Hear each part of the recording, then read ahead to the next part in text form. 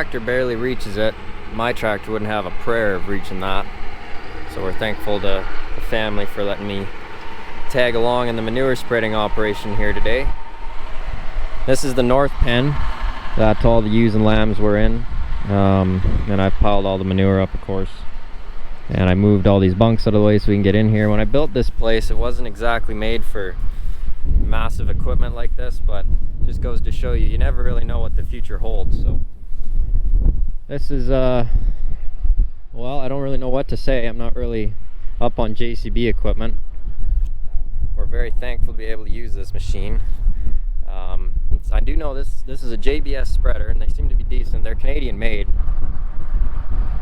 Another load coming in here. It's way the heck up there.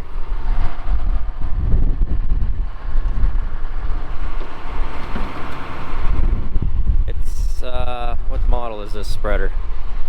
It's a 3648-34, so I'm gonna guess it's one of those numbers is width and one might be length.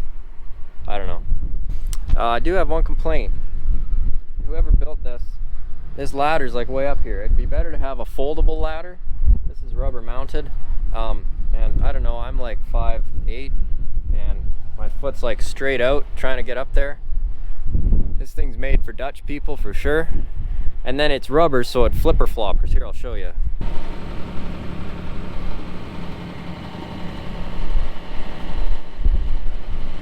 That's for the birds, as far as I'm concerned. So we'll get in this thing, I'll show you a lap. Okay, so we're gonna go. Got to press the park brake somehow, yep. Put it into forward, beeps, give it some throttle, and then you just push the stick forward and we start moving. There we go, okay. And this is an extremely tippy spreader.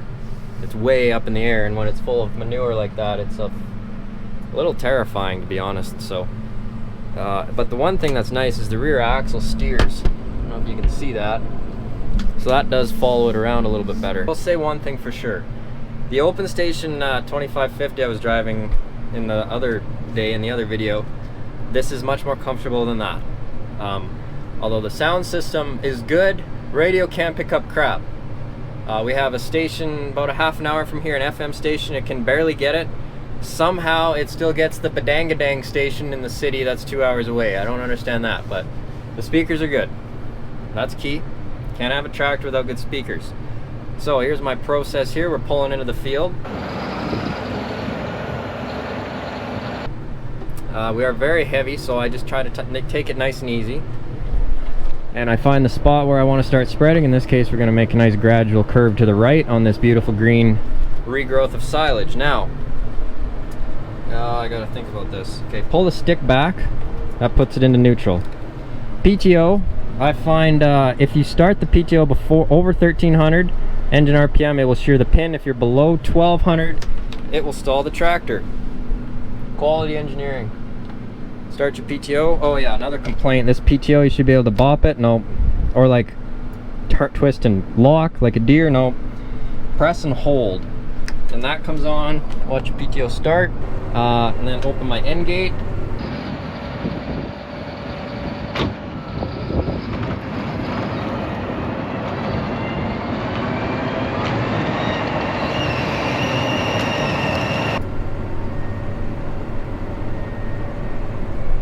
And I engage my floor chain, and then we wait a second before it starts spreading. We're in forward. And we see manure is coming out, so then we press the stick forward.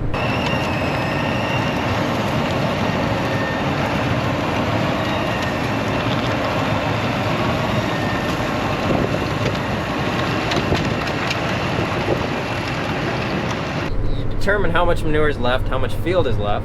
You don't want it too thin, obviously, because it's not worth it. And if you put it on too thick, well, there's really no downside to that. This country up here in God's country, our soil's pretty top notch. Actually, I'm pretty serious about that. It is pretty good. So there's really no downsides to over fertilizing anything. We don't need it as much.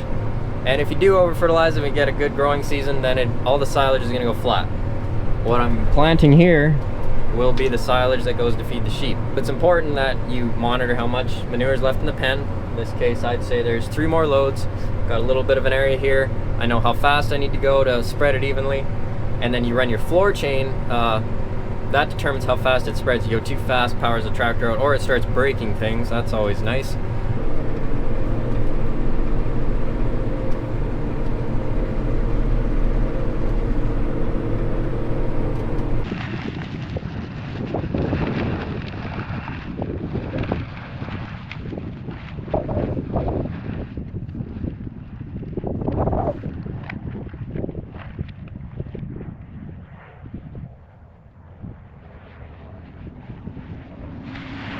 Should add, I don't know this thing very well, so if all these little nitpicky complaints I have are easily fixed, I'm sure they are. Just because I don't know this machine, whatever.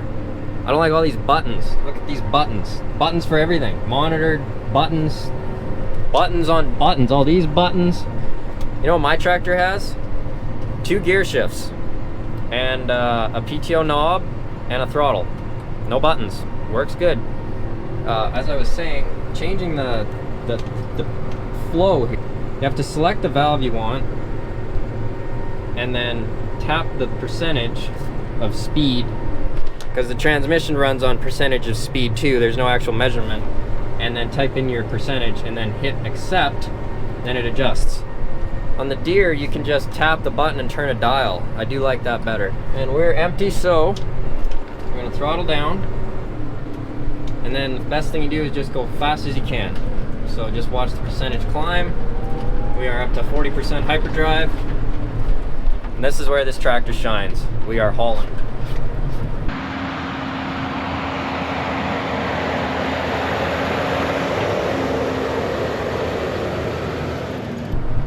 $24K, if I was doing 24K in mine, I would be flying out of the seat.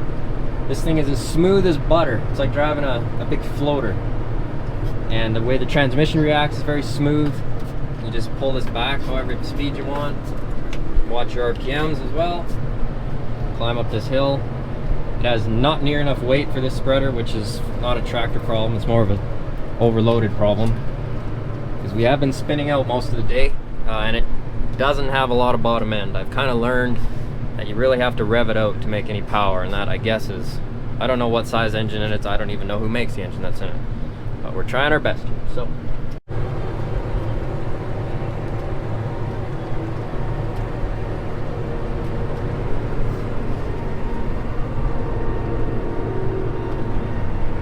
See the sheep road here on pasture. Freddie and Seth are hard at work, of course.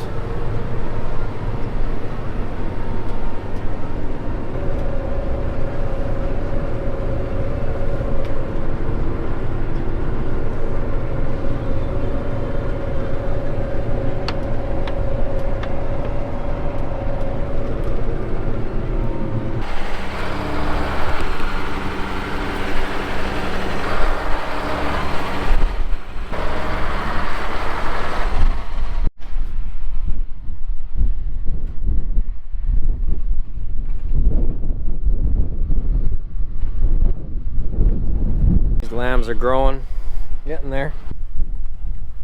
A couple non-breathers over here, but this is a manure pile we're not spreading because the souls of the dead rot beneath. But anyway, everything else we're spreading. There's a nice looking replacement lamb. Look at that girl. Yeah, nice stance to her. Probably weighs 80-90 pounds.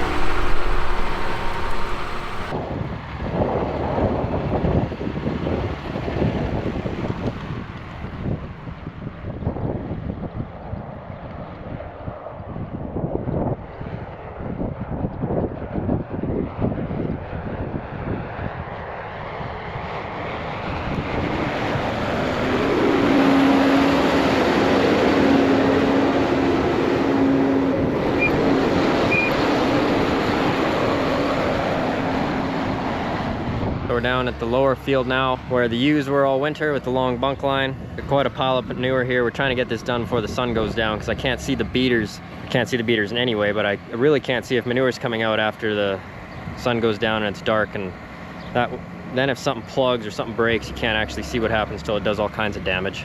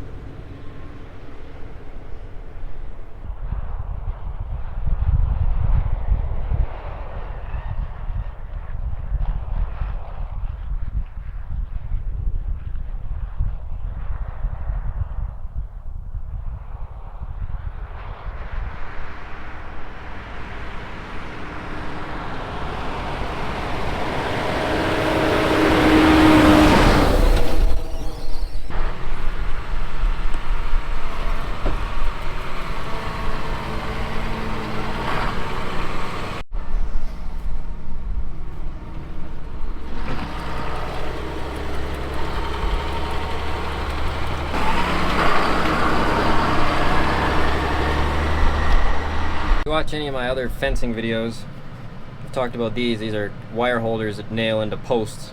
Excuse my dirty face. Don't use these. I have been picking them up all day. The nail here doesn't go far enough into the post and they just fall out. Garbage. Instead, use the proper Gallagher ones that you staple on or you can actually screw on or something. These ones are no good. I wish I never would have used them, but we live and learn.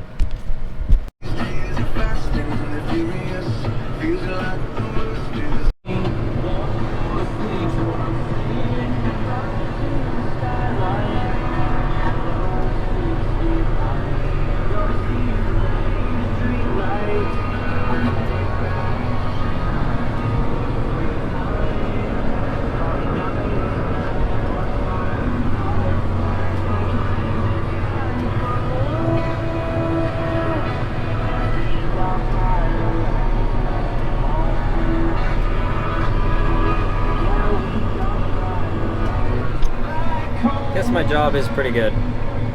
This is all part of sheep farming, so I appreciate you guys watching very much, every one of you. This has been a really good day. I enjoy spreading manure. I enjoy running new equipment. I enjoy critiquing new equipment. It's all in fun. But I appreciate all you guys, and who knows what'll come next. We're gonna call it a night because it's just about dark, and then I can't see to wreck stuff. So it's been a successful day. We'll get back at it again soon. Thank you.